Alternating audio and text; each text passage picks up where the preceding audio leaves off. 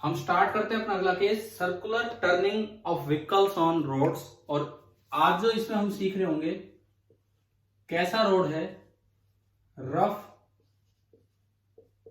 Bank road. Rough bank road है with small banking, banking तो कम ही होती है।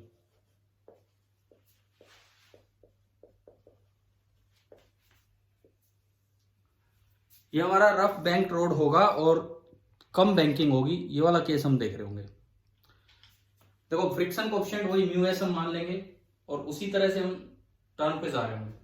सपोज ये टर्न है, ये एंगल ऑफ बैंकिंग है theta and theta is small. तो अगर हम इस केस में देखें तो गाड़ी यूं मुड़ेगी, ये टर्न है, यहां यूं टर्न होगा। क्या डायग्राम आ गया ना, मोड कैसा है पिछली बार की तरह ही।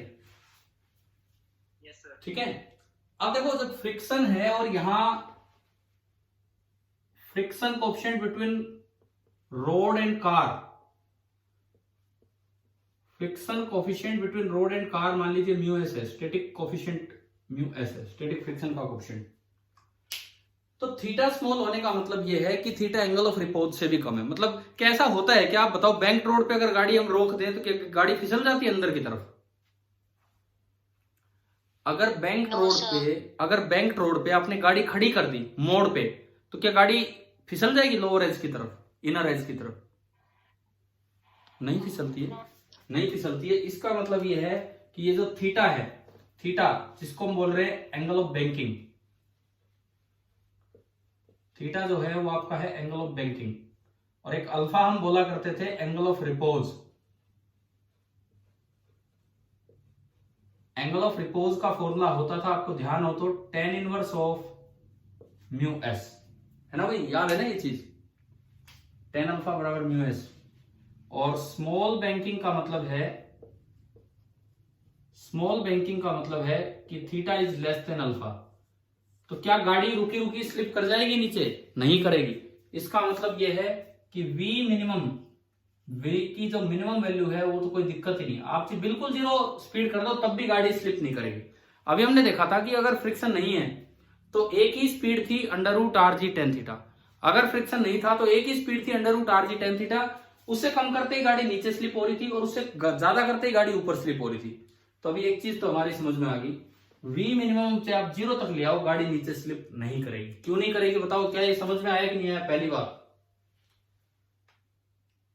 अभी बोलिए, क्या ये पॉइंट क्लियर हो गया है कि मोड़ पे आप गाड़ी रोक भी सकते हो, स्लिप नहीं करेगी अगर रफ रोड है तो, है ना? ठीक है, अब चलते हैं कि अगर आप √RG tan थीटा से ज्यादा स्पीड करते और स्मूथ रोड होता तो वो बाहर फिसलता, लेकिन अब फ्रिक्शन है तो हो सकता है थोड़ी स्पीड लिमिट और आगे चली जाए। तो मुझे मैक्सिमम स्पीड लिमिट की तरफ जाना है, मिनिमम स्पीड लिमिट तो मेरे पास 0 आ गई स्मॉल बैंकिंग के केस में, स्मॉल बैंकिंग के केस में। अब मैं चलूं मैक्सिमम स्पीड लिमिट की तरफ। देखो यहां पे गाड़ी है और गाड़ी ऊपर नहीं चल रही है, गाड़ी आगे जा रही है, गाड़ी आगे जा रही है, यूं इस पे टर्न हो रही है विथ सम स्पीड v। और जो गाड़ी का जो रेडियस ऑफ कर्वेचर है, गाड़ी का नहीं टर्न का radius of curvature is r, turn का जो रेडियस ऑफ कर्वेचर है दैट इज r। चलिए अब इसका एफबीडी बनाते हैं। हम क्या निकालना चाह रहे हैं? मैक्सिमम स्पीड लिमिट निकालना चाह रहे हो, मैक्सिमम स्पीड लिमिट क्या होगी ये हम निकालना चाहते हैं। अगर लेवल रोड था तो वो हमने निकाली थी, वो आई थी √μs × r × g। अब बैंक रोड पे देखना चाह रहे हैं कि क्या वो मैक्सिमम स्पीड लिमिट होगी। देखो ये सुनो, मैं इस पे फोर्सेस बनाऊं तो दो फोर्स तो हुई है, एक तो mg जो यूं नीचे की तरफ आ रहा होगा इस तरह से डाउनवर्ड, एक नॉर्मल रिएक्शन जो रोड के परपेंडिकुलर लगेगा। आप बताओ क्या ये दो फोर्स आ गए समझ में? Yes sir. अब तीसरा फोर्स एक फ्रिक्शन और लगेगा, स्टैटिक फ्रिक्शन। गाड़ी जब चलती है तो स्टैटिक फ्रिक्शन ही लगता है। अब वो रोड के पैरेलल लगेगा। अब रोड के पैरेलल लगेगा तो टुवर्ड्स द सेंटर तो लग नहीं सकता, ठीक है, जरूरत है हमें सेंट्रीपिटल फोर्स की, लेकिन टुवर्ड्स द सेंटर तो लग ही नहीं सकता, कारण ये इसका मोड़ का जो सेंटर है वो तो हवा में है।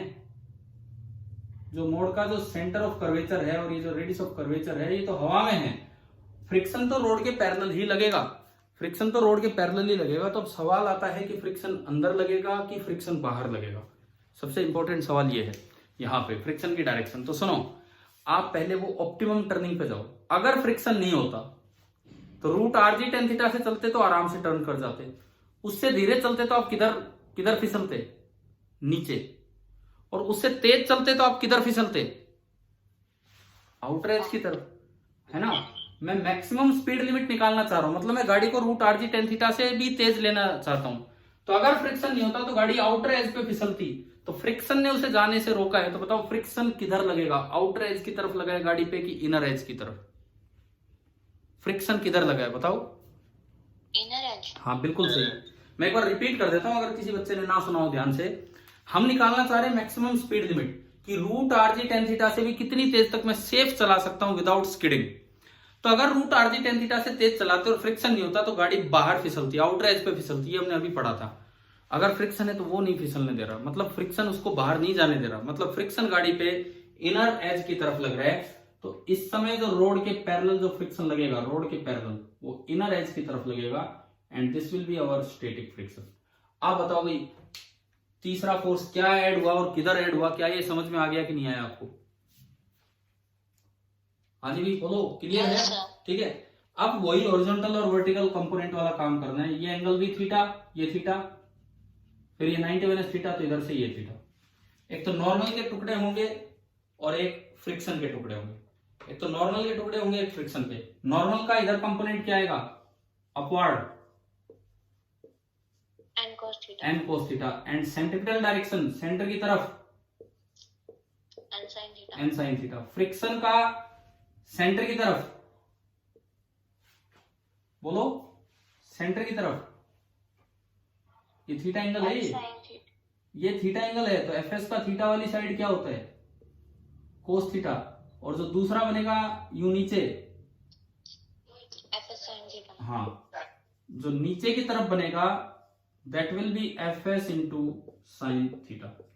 एक बार बताओ कि आपको पूरा फ्रिक्शन की डायरेक्शन और फ्रिक्शन के कंपोनेंट ब्रेकिंग क्या ये समझ में आ गया कि नहीं आया, कैसे किया है? Yes sir. ठीक है। अब हम वर्टिकली और हॉरिजॉन्टली इक्वेशन बनाएं। तो सबसे पहले आप वर्टिकली फोर्स बैलेंस कर दो और फिर हॉरिजॉन्टली तो सेंट्रिपिटल एक्सेलरेशन है तो वो भी काउंट करनी होगी। वर्टिकली फोर्स बैलेंस आपने किया, बताएं क्या इक्वेशन बनी vertically? N cos theta is equal to mg plus F S sine theta. Yes, N cos theta ऊपर और ये दो नीचे, तो आपकी इक्वेशन बनी एन कोस थीटा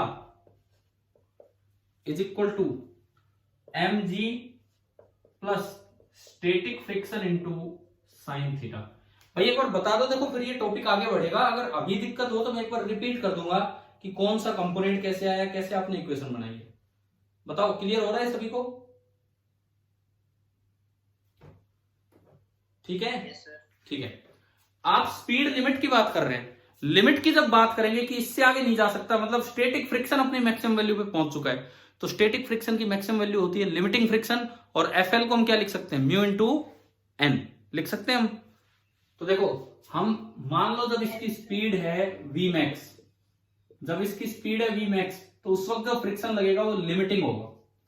जब मैं वी मैक्स निकालने की कोशिश करूंगा तो ये हो जाएगा लिमिटिंग और ये भी हो जाएगा लिमिटिंग। तो अब बताओ अब क्या इक्वेशन बनी? यहां एफ एस की जगह क्या आ गया? F L. ठीक है। और एफ एल को मैं लिख सकता हूं mu S into N. F L को आप लिख सकते हैं म्यू एस इंटू एन। तो आप जब mu S into N put करेंगे और ये एन वाली टर्म इधर लेके आएंगे तो देखो एन कॉमन, अंदर बचा cos theta minus mu S into sine theta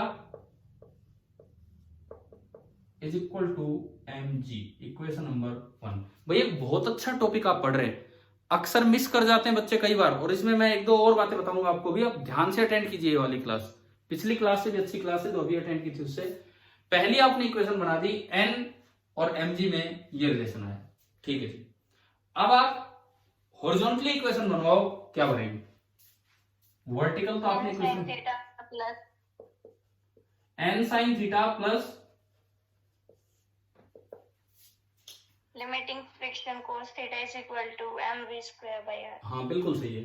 net force है n साइन थीटा प्लस हम स्पीड लिमिट की बात करें तो एफ एल लगेगा, F L cos theta is equal to mass into centripetal acceleration, और सेंट्रीपिटल एक्सेलरेशन होगा v square by R. और इस वक्त जब आपने v f लिमिटिंग ले रखा है तो v की जगह v मैक्स आएगा, v की जगह v मैक्स आएगा।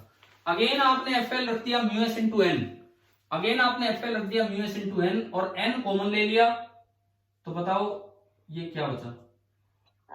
Sign theta plus mu S, sine theta plus mu S into cos theta, this is equal to m into V max square divided by R, equation number 2।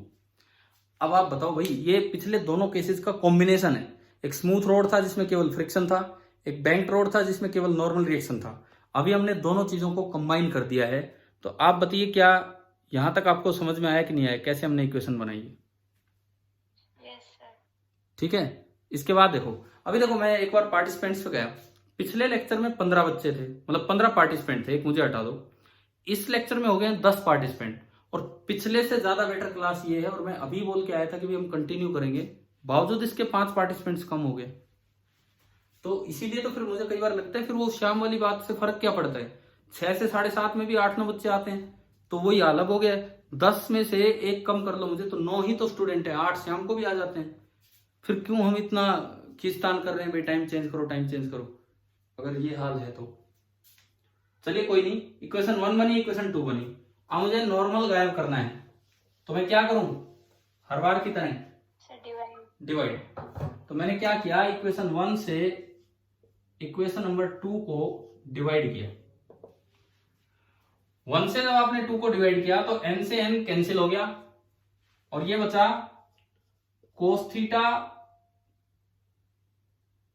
मैं काम करता हूं, 2 से 1 को डिवाइड करता हूं ताकि v मैक्स ऊपर रहे। 2 से 1 को डिवाइड किया तो ये बचा sine theta plus mu S into cos theta divided by cos theta minus mu S into sine theta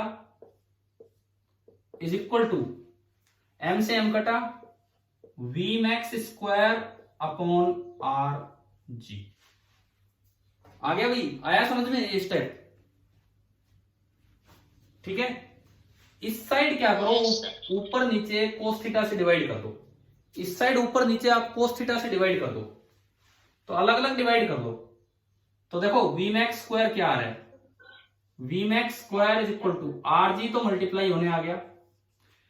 ऊपर नीचे कोस थीटा से डिवाइड करो, पहली term sine theta upon cos theta क्या बना, टेन थीटा प्लस दूसरी term cos theta upon cos theta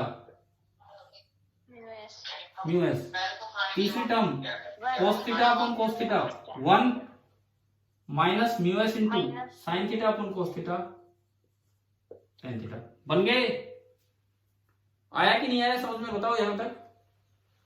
and finally जो expression आया, फाइनली जो वी मैक्स का एक्सप्रेशन आया, अब उसको देखिए। V max is equal to under root of R into G mu S plus tan theta upon 1 minus mu S into tan theta. तो मेरे पास रफ बैंक रोड पे स्पीड लिमिट का एक्सप्रेशन आ गया। बताओ भाई समझ में आया कैसे निकाला? Yes sir. ठीक है, मिनिमम स्पीड लिमिट थी 0, यानी कि जो v आया ये इससे कम होना चाहिए और 0 से ज्यादा। 0 क्यों? क्योंकि 0 पे भी गाड़ी स्लिप नहीं कर रही थी। अगर स्मूथ नहीं होता रोड तो एक ही स्पीड थी under root R G tan theta, उससे कम स्पीड रखते तो गाड़ी लोअर एज की तरफ स्लिप करती, इनर एज की तरफ, उससे ज्यादा स्पीड करते तो आउटर एज की तरफ। अब आपके पास एक रेंज आ गई है कि 0 से लेके यहां तक, 0 पे भी स्लिप नहीं होगी क्योंकि बैंकिंग कम है तो एंगल ऑफ रिपोर्ट से कम है एंगल। अभी आप बताओ क्या ये वाला केस क्लियर हो गया है सभी को? और फॉर्मूला याद रखना है। अच्छा, आप अपने फॉर्मूले को वेरीफाई कर सकते हो कि कहीं गलत तो नहीं करते। देखो मैं करवाता हूं, 2 स्पेशल केसेस में आप वेरीफाई कीजिए। 2 स्पेशल केसेस में, पहली बात, अगर लेवल रोड है तो थीटा कितना होगा? लेवल रोड पे थीटा कितना होगा? 0। tan 0 कितना होता है? tan 0 degree. जीरो, 0. तो ये टर्म जीरो होगी, तो नीचे केवल 1 बचा। ऊपर ये टर्म जीरो होगी, ऊपर केवल म्यूएस बचा। तो आप बताओ क्या v max under root mu s r g आ गया कि नहीं आया? Yes. है ना भाई, ठीक है। और दूसरी बात, अगर केवल बैंक रोड है और फ्रिक्शन नहीं है तो म्यूएस कितना? जीरो। अगर केवल बैंक रोड है, नो फ्रिक्शन, तो म्यूएस जीरो।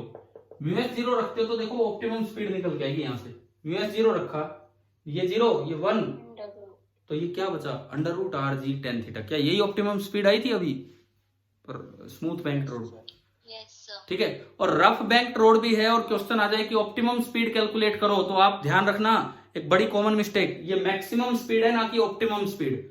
मैक्सिमम स्पीड तो आप ये निकाल के आएंगे, फॉर्मूला याद रखेंगे, और ऑप्टिमम स्पीड चाहिए तो रफ बैंक रोड पे कि कोई फ्रिक्शन की जरूरत ही ना हो, under root R G tan theta. चलो भाई, ये बात आई यहां तक समझ में? Yes, ठीक sir. है। अब एक और केस लेते हैं। मान लो बैंकिंग ज्यादा है, हो सकता है कहीं मजबूरी हो जाए, हो सकता है पहाड़ों में या कहीं मजबूरी हो जाए और बैंकिंग थोड़ी ज्यादा हो जाए, जैसे हम मौत का कुआं टाइप बनाते हैं, खेल बनाते हैं, इस तरह से बैंकिंग अगर ज्यादा हो तो अब एक दिक्कत आ जाएगी, लोअर लिमिट भी होगी, क्योंकि अगर आपने गाड़ी खड़ी कर दी तो स्लिप कर जाएगी, क्योंकि बैंकिंग ज्यादा है तो हो सकता है कि थीटा एंगल ऑफ रिपोज से ज्यादा हो गया हो। अगर थीटा एंगल ऑफ रिपोज से ज्यादा है तो वो गाड़ी नीचे स्लिप कर जाएगी, तो उस केस में आपको एक लोअर लिमिट और निकालनी होगी। तो अगला टॉपिक क्या है कि आपको समझ में आ गया है क्या करना है अब हमें? Yes, sir. ठीक है। तो अब हम केस सेकंड लेते हैं इसका, कि स्मॉल बैंकिंग की बजाय, ये तो एक पहला केस आ गया, ठीक है।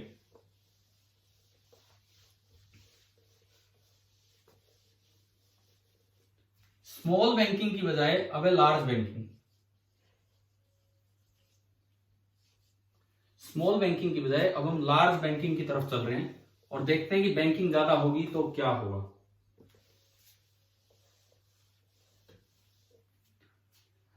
देखो, अब रोड कुछ इस तरह का बनेगा, यूं काफी उठा हुआ रोड है और एंगल ऑफ बैंकिंग ज्यादा है, and let theta is greater than alpha, फिर alpha is tan inverse of mu S.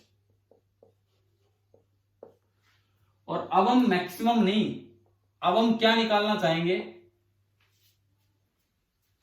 चाहेंगे? मिनिमम स्पीड लिमिट की, कहीं ये गाड़ी Minimum B. कहीं ये नीचे ना फिसल जाए, कम से कम आपको इतनी स्पीड से चलानी पड़ेगी, नहीं तो गाड़ी नीचे फिसल जाएगी। ये है। तो देखो थोड़ा सा बदलाव है, गाड़ी तो आगे जा रही है, गाड़ी तो अपने रोड पे आगे जा रही है, थोड़ा सा बदलाव है। अगर गाड़ी नीचे फिसलना चाह रही तो फ्रिक्शन किधर लगेगा? अगर गाड़ी नीचे फिसलना चाहेगी तो फ्रिक्शन किधर लगेगा? आउटर एज पे। Upper. तो बस ये चेंज हो गया। और आप लिमिट की बात करते हैं तो कौन सा फ्रिक्शन लगेगा? लिमिटिंग। वैसे तो स्टैटिक लगा देते, लेकिन आप स्पीड लिमिट की बात कर रहे हैं तो लास्ट केस है, तो इसका मतलब लिमिटिंग फ्रिक्शन होगा। इसके अलावा एक फोर्स नीचे mg और एक फोर्स इधर ही नॉर्मल रिएक्शन। लो भाई, बन गए सारे फोर्सेस। ठीक है, ठीक है। अब देखो फिर से हम हॉरिजॉन्टली और वर्टिकली इक्वेशंस बनाए। ये एंगल थीटा, तो ये भी थीटा, तो 90 माइनस थीटा, तो ये भी थीटा, तो n के टुकड़े तो ये रहे, n का कंपोनेंट ऊपर कौन सा? n कोस थीटा, एंड नीचे कौन सा? इधर n साइन थीटा। अब थोड़ा फ्रिक्शन पे और ध्यान देना है मुझे। ये एंगल थीटा तो ये भी थीटा, तो फ्रिक्शन का जो इधर कंपोनेंट है that is FL cos theta, and friction का जो ऊपर कंपोनेंट होगा ऊपर, that is FL sine theta. और एक्सेलरेशन गाड़ी में एक ही है टुवार्ड्स द सेंटर, और जो सेंट्रिपिटल एक्सेलरेशन है टुवार्ड्स द सेंटर गाड़ी में एक ही एक्सेलरेशन है, और जो सेंट्रिपिटल एक्सेलरेशन है दैट इज v²/r, लेकिन इस बार v मैक्सिमम नहीं, इस बार क्या है? v minimum. हमें बताओ एफबीडी आया क्या समझ में? बोलिए, एफबीडी क्लियर है सभी को? Yes, sir. ठीक है, तो चलिए बिल्कुल उसी तरह से आप इक्वेशंस लगाओ, बिल्कुल सेम उसी तरीके से आप इक्वेशंस बनाओ। सबसे पहले vertically Vertically. Force balance, N cos n cos theta plus limiting friction sin theta is equal to mg. n cos theta plus limiting friction into sin theta is equal to mg। fl को मैं mu n लिख सकता हूं, mu s into n, तो n आपका common आ गया और ये पहली इक्वेशन बनी cos theta plus mu s into sine theta is equal to mg। Equation number 1। एक फर्क आ गया, पिछली बार शायद यहाँ माइनस आ रहा था, इस बार प्लस हो गया क्योंकि फ्रिक्शन की डायरेक्शन चेंज हो गई। आप बताओ फर्स्ट इक्वेशन आई समझ में? ठीक है, अब आप हॉरिजॉन्टली इसकी इक्वेशन बनाओ टुवर्ड्स द सेंटर।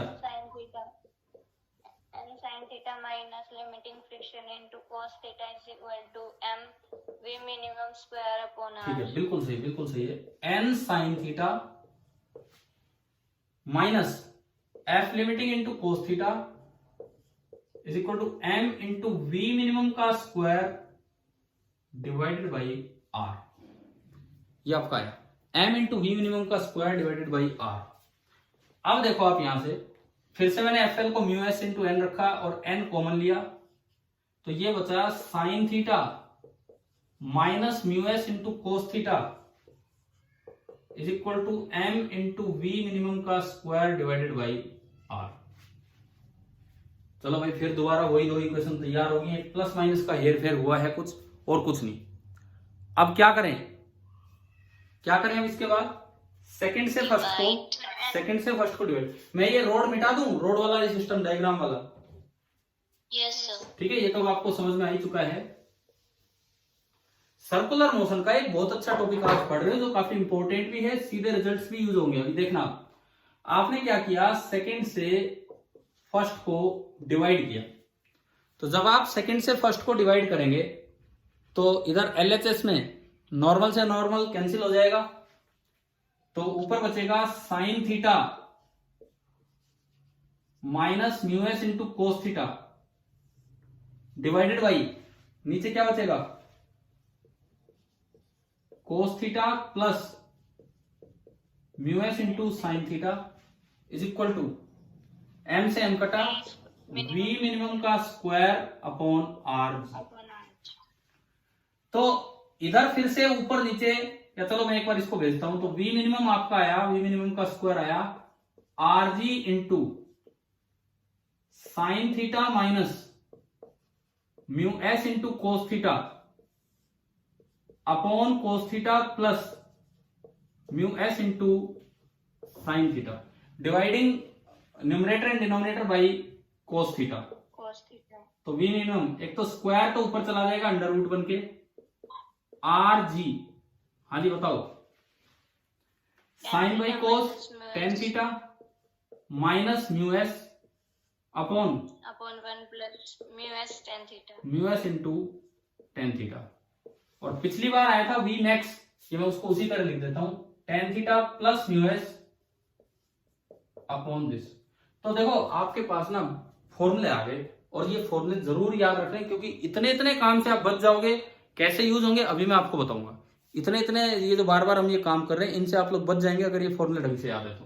देखिए क्या है फॉर्मूले, सुनो सारे के सारे फॉर्मूले अब एक बार रिपीट हो रहे हैं। मैं इधर एक बार लिख देता हूं कि v should be greater than और इक्वल टू, ये आपका निकल गया under root of R G into tan theta minus mu s upon 1 plus mu s tan theta.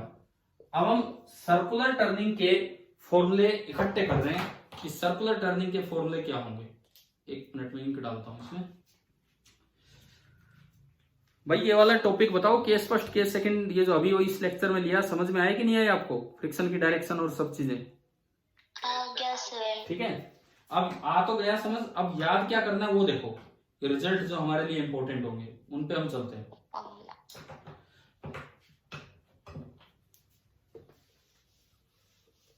Banking या टर्निंग से रिलेटेड जो रिजल्ट्स हैं, सर्कुलर टर्निंग से रिलेटेड जो रिजल्ट्स हैं उन पे हम चल रहे हैं। हमें circular turning of vehicles on roads, पहला result on level rough road. पहली बात, on level smooth road possible है? बताओ, लेवल स्मूथ रोड पे टर्न पॉसिबल है क्या? No, sir. नहीं है। अब जो मैं लिख रहा हूं ये चीजें याद हो जानी चाहिए। ऑन लेवल रफ रोड हमारे पास जो स्पीड आई वो लिमिट आ रही थी, मैक्सिमम थी √ mu S into r into g, और मिनिमम थी आपकी 0, मिनिमम कोई थी। पहला आ गया आपको समझ में, फर्स्ट रिजल्ट।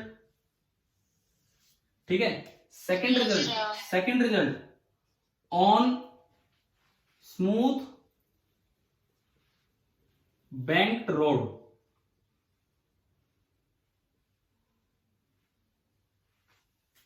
जिसमें केवल एक ही स्पीड पॉसिबल है, ओनली एक ही स्पीड पॉसिबल है, v is equal to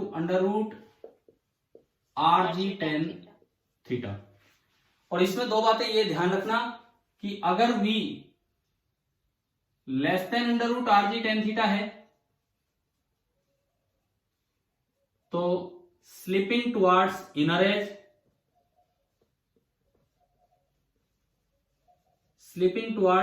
as, और अगर v greater than √RG10 theta है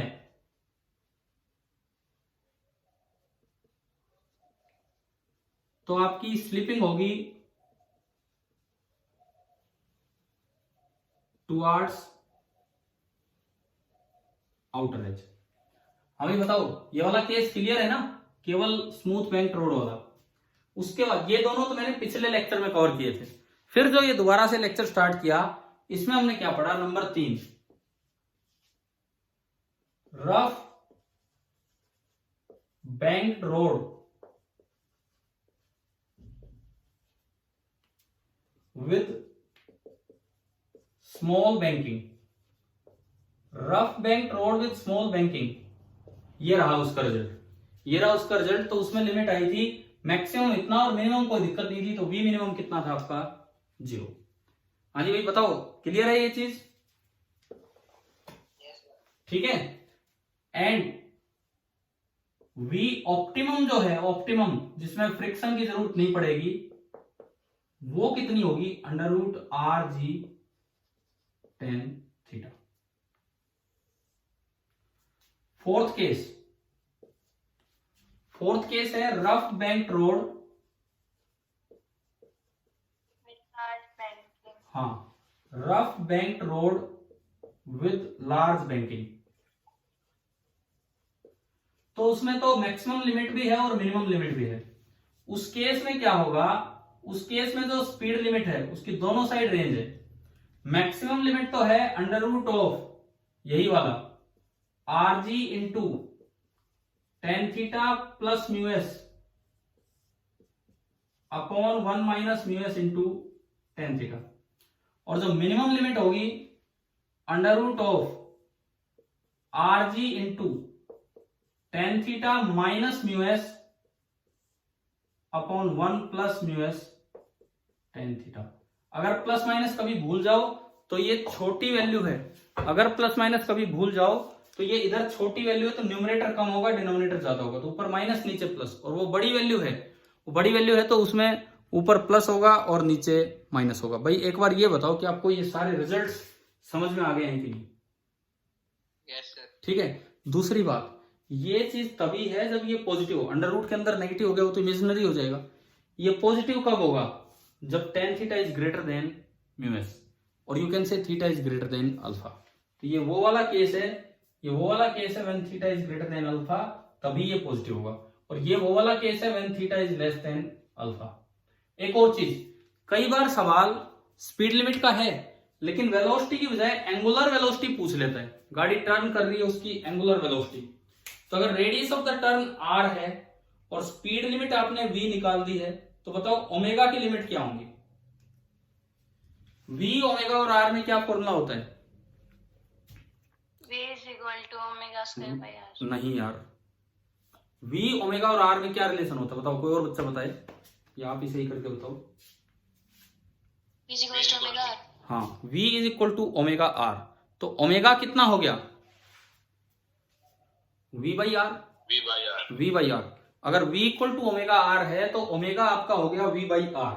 अब देखो, ओमेगा अगर v बाई आर है तो इस केस में मैं ओमेगा की बात करूं, मैं ऑप्टिमम लिमिट हटा रहा हूं। ऑप्टिमम लिमिट तो आपको याद हो ही गया होगा, यहां भी और यहां भी। गाड़ी की ओमेगा की बात करें तो मिनिमम तो 0 ही है, 0/r। और इसमें जब आप डिवाइड बाई आर करोगे तो आर स्क्वायर वन के अंदर जाएगा, डिवाइड बाई आर करोगे तो आर स्क्वायर वन के अंदर जाएगा, तो अंदर हो जाएगा g/r into tan theta plus mu s upon 1 minus mu S into tan theta. बताइए भाई यहां तक ये समझ में आया कि नहीं आया? ठीक है।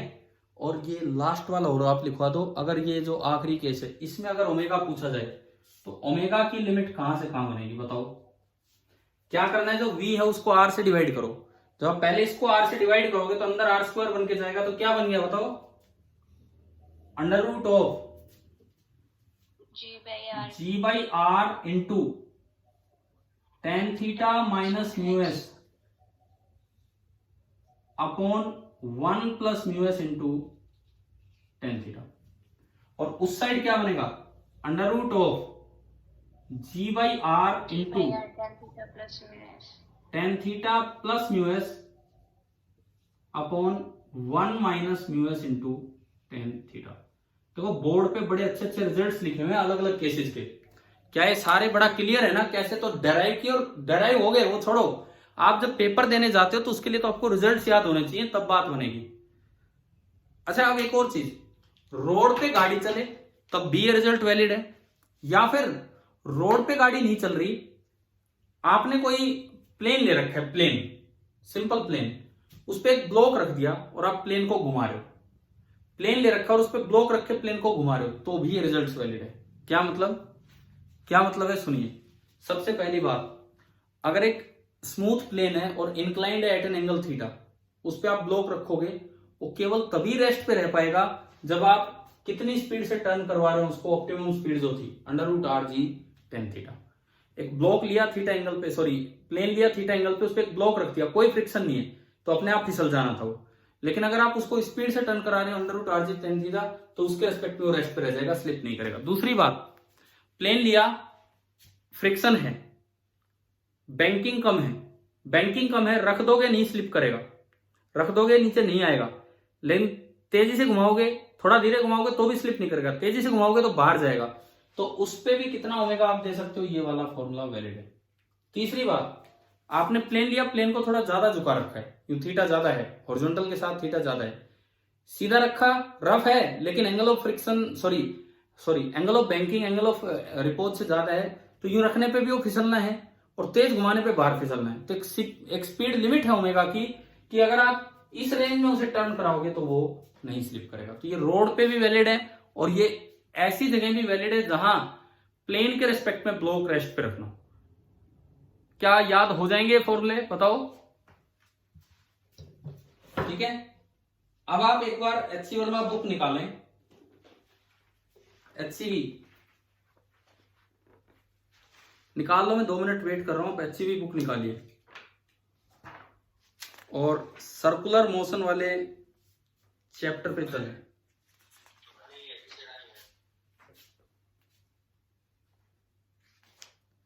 पेज नंबर 115, कल वाला ही हम पेज निकाल रहे हैं, पेज नंबर 115।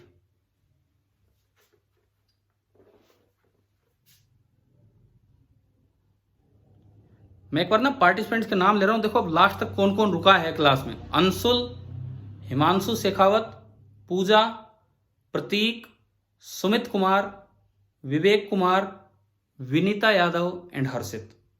ये 8 बच्चे हैं जो लास्ट तक क्लास में रुके हैं। तो फिर क्यों इतना हल्ला मचा रहे हो कि शाम का टाइम चेंज करवाओ?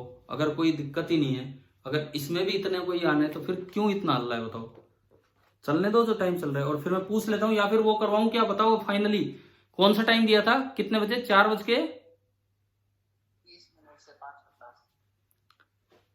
4:20 से कितने बजे? 4:20 से स्टार्ट हो रहा था, 4:30 से कितने से था वो, मैंने लिखा था बोर्ड पे। चलो ठीक है, क्या करवाना है क्या वो टाइम? अब फाइनली बताओ। करवा दो सर। तो इसमें भी यार मैं करवा दूंगा, वो तो ठीक है, अब जिले सर से हमने पूछ लिया था, बट वही हुआ है, पहली क्लास में बच्चे 15 थे, इसमें फिर वही 8-9 हो गए हैं, और जबकि इसमें ज्यादा अच्छा टॉपिक चला है। देखो एचसीवी निकाल ली होगी, काफी टाइम हो गया। पेज नंबर 115 निकाला आपने? क्वेश्चन नंबर 24 देखें, क्वेश्चन नंबर 24, क्वेश्चन नंबर 24। कोई भी बच्चा एक बार पढ़ के बोलना स्टार्ट करे ताकि मुझे लगे कि हाँ आपने निकाली है वो। A spherical ball of radius r is rotated about its axis. Axis of symmetry which is kept vertical. तरीका सुनो क्या है।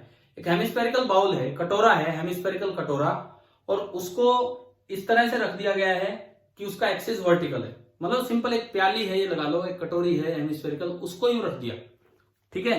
और फिर बोला गया है विच इज केप्ट वर्टिकल। अब बाउल है तो रोड तो है नहीं, रोड पे तो एंगल ऑफ बैंकिंग कम होती है, बाउल पे तो कोई थाली थोड़ी है, बाउल है, कटोरा है, तो उस पे तो एंगल ऑफ बैंकिंग ज्यादा होता चलेगा। एंगल वेरिएबल है ना, शुरू में कम होगा फिर ज्यादा, प्लेन नहीं है एक पूरा, तो एंगल बढ़ता चलेगा। हमने कभी ऐसे क्वेश्चंस करवाए थे आपको जिनमें एक मैक्सिमम हाइट निकालनी होती थी कि कहां जाके स्लिपिंग स्टार्ट होगी, करवाया था, है ना।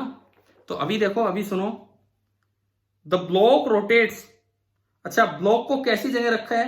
The block is kept in the ball at a position where the radius makes an angle theta with the vertical.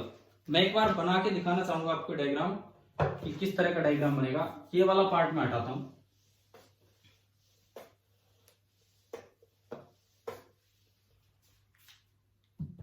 देखिए, क्वेश्चन नंबर आपका 24, HCV पेज नंबर 115। अब ये इसमें लिखता है कि एक हेमिस्फेरिकल बाउल है, यूं, ये एक हेमिस्फेरिकल बॉल है, बॉल, और ये इसका एक्सिस है जिसके अबाउट इसको टर्न करना है विद एंगुलर स्पीड ओमेगा, इस तरह का दिया गया है। अच्छा, फिर ये बोलता है small block is kept in the bowl at a position where the radius makes an angle theta with the vertical. मान लो यहां आपने रख दिया अंदर, तो जो रेडियस है वो तो ये है, ये रेडियस है, ये रेडियस वेक्टर है, और ये वर्टिकल है, ये आपकी वर्टिकल लाइन है। ये एंगल आपको दिया गया है, कितना दिया गया है, थीटा, ये दिया गया है। The block rotates with the bowl without any slipping. ब्लॉक किस तरह टर्न कर रहा है, वो स्लिप नहीं कर पा रहा है, बाउल रोटेट कर रहा है तो ब्लॉक भी रोटेट कर रहा है। Friction coefficient between the block and bowl surface is mu. Find the range of angular speed for which the block will not slip. आपको रेंज निकालनी है कि ब्लॉक कब स्लिप नहीं करेगा। क्या सिमिलर क्वेश्चन दिख गया आपको? ठीक है, टाइम पूरा हो रहा है, लास्ट मिनट चल रही है, ये आपका होमवर्क है। आप इन रिजल्ट से सोचेंगे कि क्या एंगल ऑफ इंक्लिनेशन है, क्या एंगल ऑफ इंक्लिनेशन, क्या वो थीटा ही है या क्या है, और उससे फिर ये रिजल्ट अप्लाई करके करेंगे। तो आप HCV में आप क्वेश्चंस कर लीजिए 1 से लेकर 24 तक, 1 से लेकर 24 तक अपने ट्राई कर लीजिए।